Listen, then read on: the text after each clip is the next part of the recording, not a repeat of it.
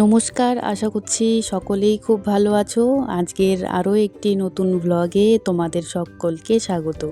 আজকে মঙ্গলবার, সকাল এখন প্রায় 10টা।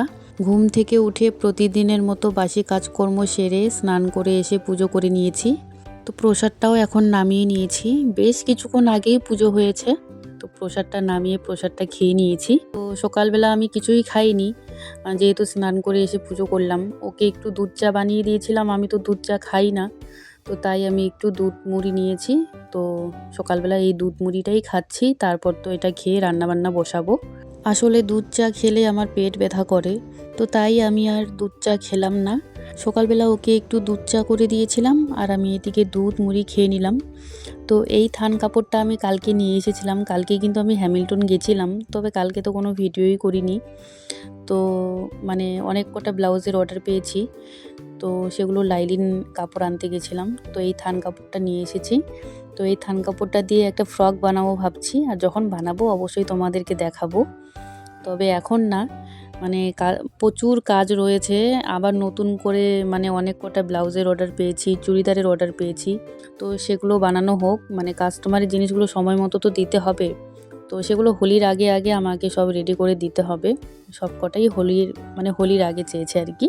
তো সেগুলো আগে করে দিই, তারপর আমি নিজের জন্য ওটা বানাবো। তো এদিকে আমি জামা কাপড়গুলো সব ভাঁজ করে নিলাম। জামা কাপড়গুলো কাচা হয়, কিন্তু জামা কাপড়গুলো যে ভাঁজ করে ঠিক জায়গা মতো রাখবো সেটা আর সময় হয়ে ওঠে না। তো আজকে ভাবলাম যে না, এখন একটু সময় আছে হাতে, তো জামা কাপড়গুলো ভাঁজ করে ঠিক জায়গা মতো রেখে দিই। যেমন এই আমার শাড়িটা, এই বেনারসিটা সেদিন বের করেছিলাম, বিয়েবাড়িতে পরে গেছিলাম। তো সেটা কাচাও হচ্ছিল না, যেহেতু এই যে মিস্ত্রিরা কাজ করছিল বাড়িতে। তো আজকে তো মিস্ত্রি দাদারা আসেননি। তো শাড়িটা মোটামুটি 2-3 দিন আগেই কাচা হয়েছে, তবে শাড়িটা ভাঁজ করব সেটাই আর সময় হয় না। তো সেই জামা কাপড়গুলো কেচে শুকিয়ে সেই যে চেয়ারের মধ্যে রেখেছি, তো আজকে ভাঁজ করব, কালকে ভাঁজ করব, এরকম করতে করতে আর জামা কাপড়গুলো ভাঁজ করা হচ্ছিল না। তো আজকে যতগুলো জামা কাপড় ছিল সেগুলো একটু ভাঁজ করে নিলাম, আর সেগুলোকে একটু ঠিক জায়গা মতো রাখছি। আমার শাড়িটা শোকেসে রেখে দিচ্ছি।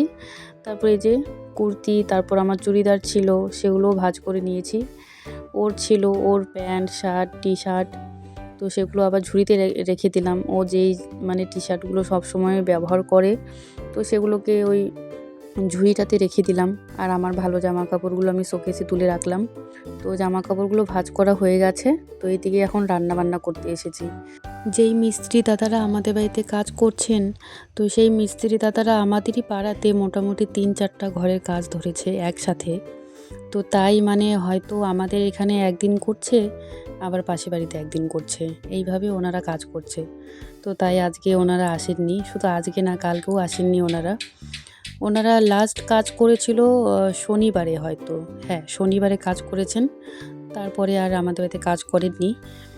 তো আজকে আসার কথা ছিল, তবে আজকেও আসলো না, হয়তো কালকে কাজ করতে পারে। তো আজকে ওনাদেরকে বিকেলবেলা আরেকবার বলতে হবে যে কালকে ওনারা কাজ করবেন কি করবেন না। তো দেখো, এদিকে আমি একটু বেগুন আর ছোলা দিয়ে সবজি করছি। তো এই সবজিটাতে আর আলু দিলাম না। আর এইভাবে বেগুন ছোলা দিয়ে রান্না করলে কিন্তু বেশ ভালো লাগে খেতে। তো ভাত দিয়েও ভালো লাগে, আবার রুটি দিয়েও কিন্তু বেশ ভালো লাগে এই সবজিটা। তো আজকে অনেক দিন পর ছোলা দিয়ে বেগুন রান্না করছি। আবার ও না এই খাবারটা একদমই পছন্দ করে না। ও ছোলা দিয়ে যে কোনো সবজি যদি আমি করি, সেটা আমাকে একাই খেতে হয়, ও খায় না। তার কারণ ওর নাকি ভাত দিয়ে নাকি এই ছোলা, মটর, চানা এসব না একদমই পছন্দ করে না। ওকে ঘুগনি করে দাও, মুড়ি দিয়ে একটু খাবে বা রুটি দিয়ে খাবে, তবে ভাত দিয়ে এরকম ছোলা মটরের সবজি একদমই পছন্দ করে না। তো যাই হোক, তাই আমি নিজের জন্যই করছি। রেখে দেবো, যদি রাত্রিবেলা খেতে চায় অবশ্যই দেবো, আর না হলে তো আমাকেই খেতে হবে।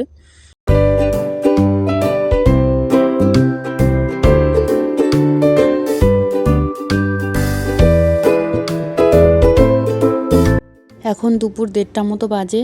তো আমার তো রান্নাবান্না হয়ে গেছে, আমি ভাত খেতেও বসে গেছি। তো এই হচ্ছে দেশি আলু ভাজা, সাথে গরম ভাত, আর এই হচ্ছে বেগুন ছোলা দিয়ে তরকারি আর কি। তো এটাতে একটু ধনেপাতা লাগতো, তবে ধনেপাতা আর আজকে ঘরে নেই, তো ধনেপাতা ছাড়াই রান্না করলাম। আর এখানে রয়েছে মুসুরের ডাল। তো চলো খাওয়া দাওয়া সেরে নিই।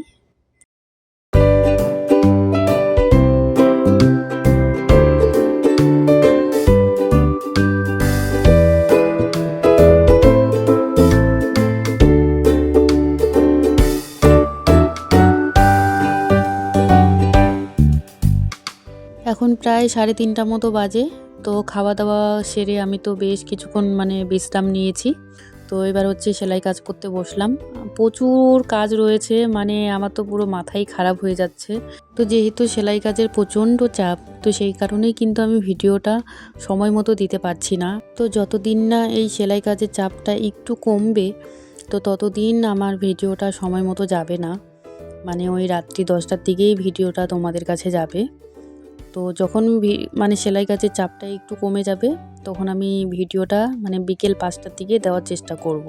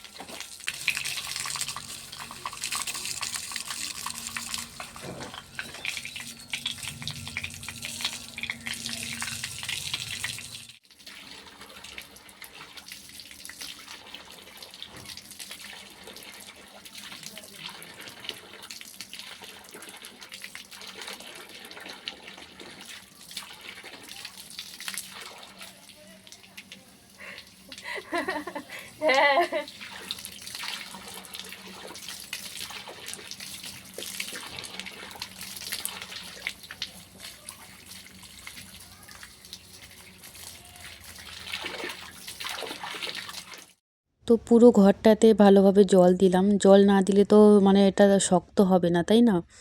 যদিও সকালবেলাও একবার জল দেওয়া দরকার ছিল, তবে সকালবেলা দেওয়া হয়নি, তাই এখন দিয়ে দিলাম।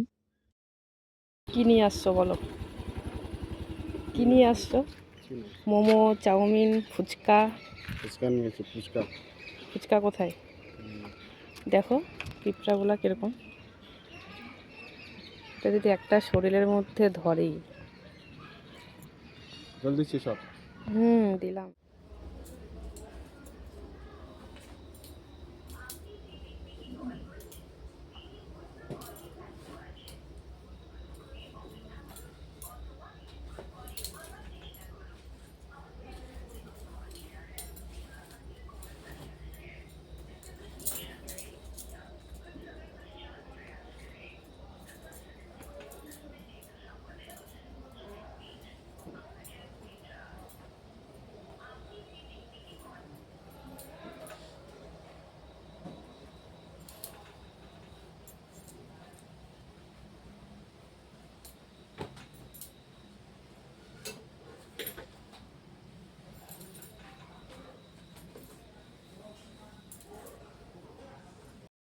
এখন রাত্রি 8টা বাজে। তো আমি তো এতক্ষণ সেলাই কাজই করলাম, আর আমার চোখ মুখের অবস্থা দেখে নিশ্চয়ই বুঝতেই পারছো যে শরীরটা আর ঠিক লাগছে না, ভালো লাগছে না শরীরটা। তো এখন মনে হচ্ছে যে বিছানায় গিয়ে একটু শুয়ে পড়ি। ব্লাউজ বানাতে বসলে তো রাত্রি 10টা 10:30 বেজে যায়। তবে আজকে ব্লাউজ কাটিং করা হলো না, ব্লাউজ পিসগুলো কাটিং করতে পারলাম না আজকে। আজকে ওই দুটো শাড়িতে ফলস পাড় লাগালাম। ফলস পাড় লাগাতে তো অনেকটা সময় লাগে, তার কারণ ফলস পাড়টা এক পাশে মেশিন সেলাই দিতে হয়, আর এক পাশে হচ্ছে হাত সেলাই দিয়ে বসাতে হয়। তো ফলস পাড় লাগাতে কিন্তু বেশ অনেকটা সময় লেগে গেছে। দুটো শাড়িতে আমি ফলস পাড় লাগিয়েছি। আর এখন এই 3-4টা কুর্তি ফিটিং করলাম, তারপর আবার প্লাজো প্যান্ট দুটো, এগুলো সব ফিটিং করার কাজ ছিল আর কি, এগুলো সেরে নিয়েছি। তো কালকে হচ্ছে ব্লাউজ কাটিং করে কালকে ব্লাউজ বানানোর চেষ্টা করতে হবে আর কি। তো যেহেতু হাতে একদমই সময় কম, তো এখন হচ্ছে সব কিছু গুছিয়ে নিচ্ছি। তো চলো আজকের মতো ভিডিওটা এই পর্যন্তই। সবাই ভালো থাকবে, সাবধানে থাকবে আর সুস্থ থাকবে। আবারও দেখা হবে নেক্সট একটা ভ্লগে। তো চলো, টাটা।